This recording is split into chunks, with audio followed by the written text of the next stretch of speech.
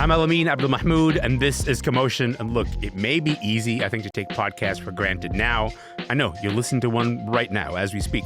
But this medium, and all of its intimacy and all its beauty, was really shaped by a few shows. And one of those shows just said goodbye after 1,686 episodes. Lock the gate!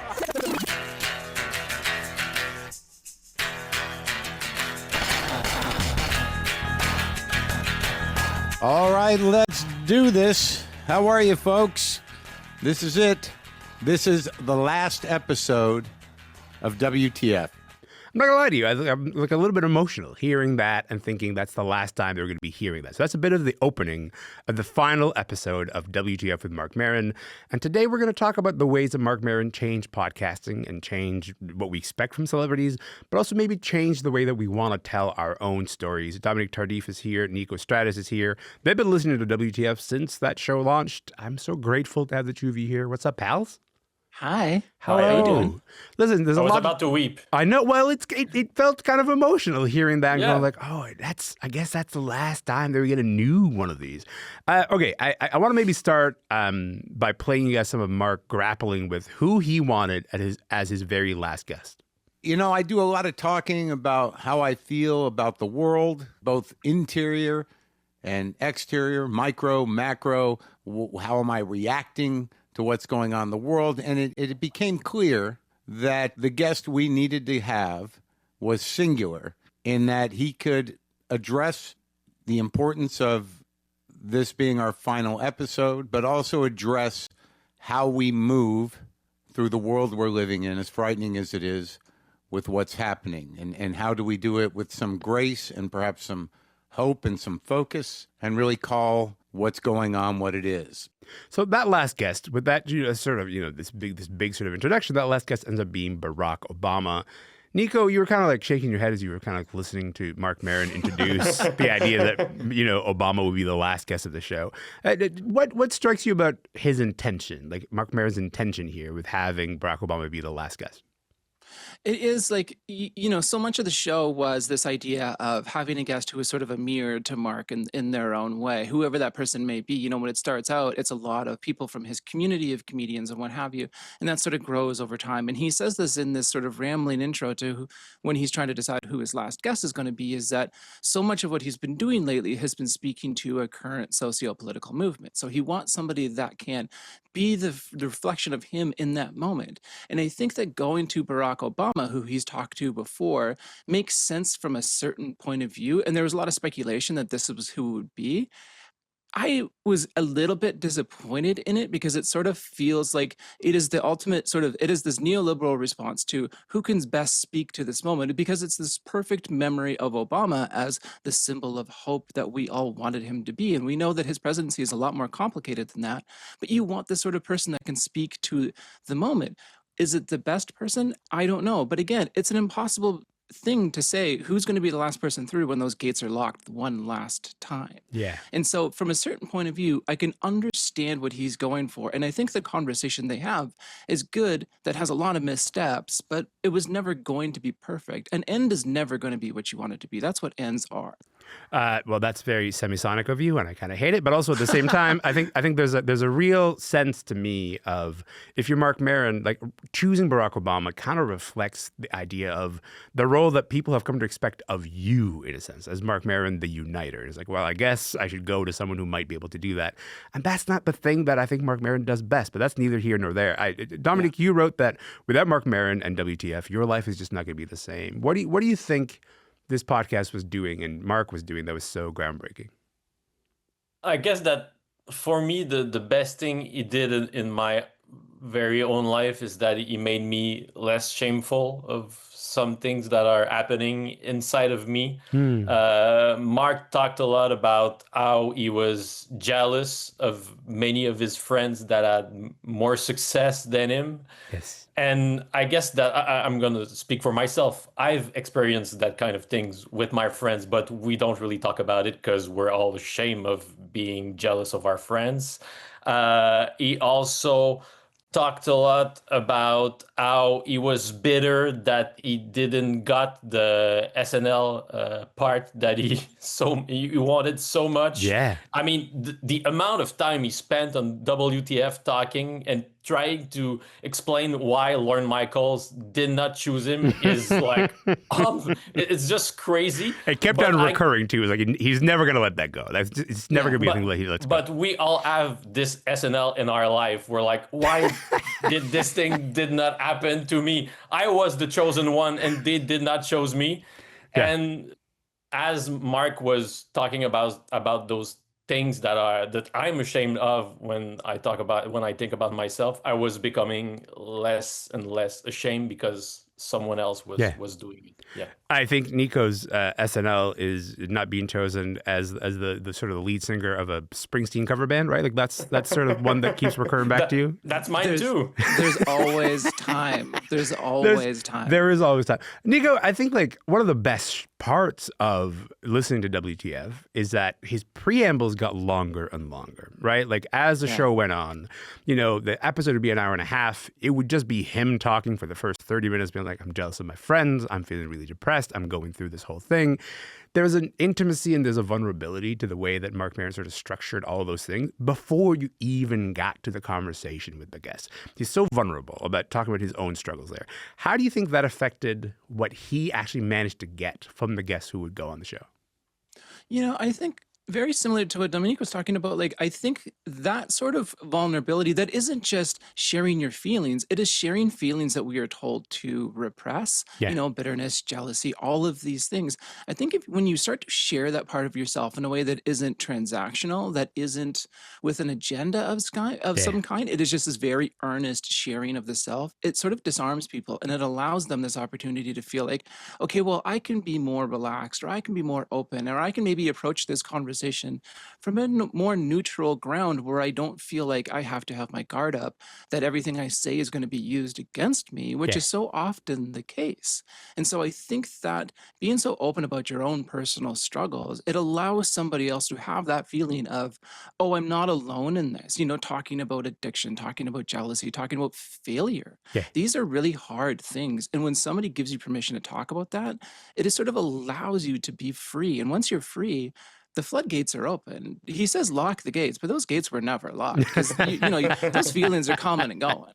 I guess, like, to me, like the most salient example of all this, Dominic, is the many episodes that he spent dedicated to talking about losing a partner, and his grief, and his very public grief over losing a partner that he, by the way, fell in love with during an episode of recording. We heard them falling in love as they were speaking. That's what made it so tragic. Is like we hear them fall in love in an episode, and then you hear his grief as he tries to process this thing. What are some of the examples for you of like him sharing his own personal struggles that really stick out in your mind?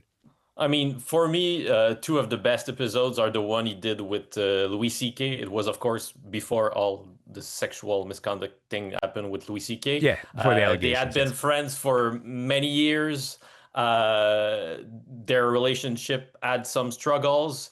And they went on the air to try to explain to themselves why they fell out of friendship. Oh, it's a hard listen. It's so good, but it's a hard listen. Episode. And like we've talked a lot recently about male friendship and the importance of male friendship and everything you need to know about heterosexual man friendship is there in those two episodes.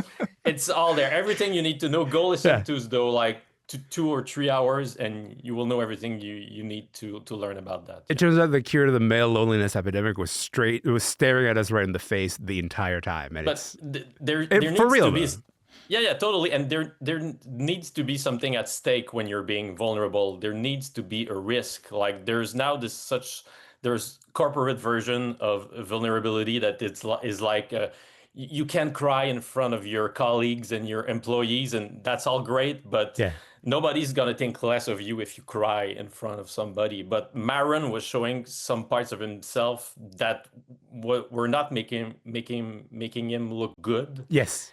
And the fact that we were annoyed by him sometimes was a huge part of the the WTF experience. I love that. I love that idea and expression of what vulnerability is. The idea that like you're vulnerable in a place where you're like, this is not going to make me look like the best person. Actually, I'm not.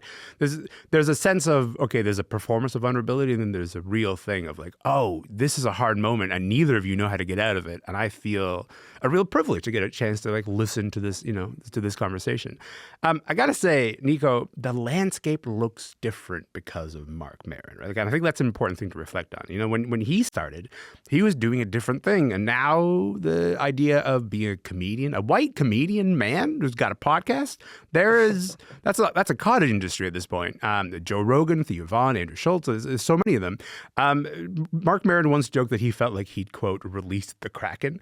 How would you assess the extent of his influence on the podcasting scene in general? I mean, Marc is of an early rise of few people that were all sort of doing it at a similar time. And I think it's easy to sort of make him the scapegoat because he is a straight white guy talking into a microphone. And those guys do that too. But I think, again, we go back to this idea of like what he is doing is he is trying to make peace with the past and sort of figure out what his life has meant. Yeah. And a lot of these other guys that you mentioned, Rogan and Theo Von and those, it is, again, very agenda driven. It is trying to they are trying to explain the world as these great thought leaders that they never really were. Yeah. I would never go to the guy from news radio as like the influential leader of a generation, but here we are. But he was never doing that. Like if they were listening to WTF, they took all the wrong lessons because his vulnerability was never transactional. It was trying to figure himself out. Right. It was trying to make peace with himself above all other things. And that's not a thing you get from those other guys. I think they just saw a platform that was booming largely and due to his popularity, sure, but also other shows, Comedy Bang Bang and the like are all rising at the time, and they're all making this cottage industry that then sort of leads to this thing where corporations say, sure, we can make some money off of this. And then here we are, Spotify's giving Joe Rogan $2 million a year to spread, vaccine rumors or whatever he does. So like, yeah, you can blame him, but like, it's not just his fault. It is capitalism's fault at the end of the day. I appreciate the expression of whatever he does. You're like, whatever Joe Rogan does, that is none of my business. I think that is what solid. What happens over there is not for me. I'm a 43-year-old trans woman. I'm not listening to Marc Maron. Everything the light touches, Joe Rogan a whole lot. The light does not touch that for me. It's better for our sanity to like not talk too much about that. I don't listen to Scar's podcast. Now I would like to listen to that. Okay, we've talked a bunch about the way that Marc Maron sort of helps people get more comfortable with vulnerability and be able to show up more true as themselves. And Niko, you picked this moment as one of your favorite WTF episodes. Why are you taking the other side of everything I say? I'm not. I'm just saying you are. Why did you want me to do this interview if you don't think I know anything about what you're asking me about? I'm just telling you. I'm done. You're done? I'm not. You're just arguing. It's Howard Stern and... I'm not. I was just having a conversation. No, you're not. I have more respect for comedy. You're trying to be controversial. I am not. Yes, you are. You're just arguing with me. Oh, come on, Gallagher. The only guest to walk out on Marc Maron, the late comedian Gallagher. Niko, just like the exasperation of, come on, Gallagher. Why'd you pick this episode?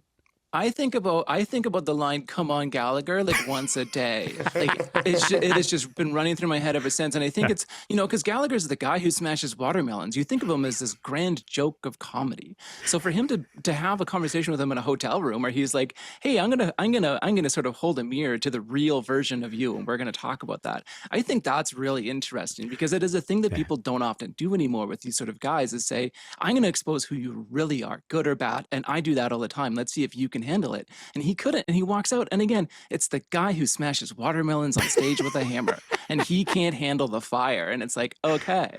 And just him calling out to him, it just feels very real, again, in a way that is not manufactured. You can never create this scenario. It's just a very real thing that you just don't really see anymore. Dominic, I got about a minute left here, but I want to end on this point. You wrote that WTF and Marc Maron made life feel less absurd. I want to get into that idea. Tell me about, is this something that's going to stay with you, even though there are no more new episodes? Is that still going to be the case for you?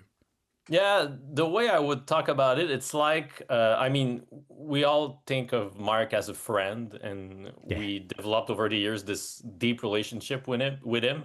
And now it's like if one of my friends would move out of the city, like we would Oh, still be friends. We'll see each other once in a while, once or two times a year, but it's never gonna be the same thing. okay. So there was this idea that like talking about our Mark was talking about his traumas, and it made our suffering more tolerable. And I guess people nowadays would call that trauma bonding, but but he was doing that in such a beautiful way that yeah, we're gonna deeply miss him. I agree with you. I still haven't sort of really processed the idea that that's the last time you'll hear Lock the Gates. But I have some backlog of episodes I'm going to go back to. In the meantime, I appreciate both of you guys being here. Thank you so much for your time and your energy and your thoughts and your vulnerability. Thanks for being here. Thanks Boomer so much for having lives. us. Perfect. Thank you guys so much. Niko Stratis is a creator of the Anxiety Shark newsletter and author of the recent book, The Dad Rock That Made Me a Woman. Dominic Tardiff is a reporter with La Presse and hosts the podcast Juste Entre Toi et Moi. My name is Elamin Abdelmahmoud. This show is called Commotion. We'll see you tomorrow.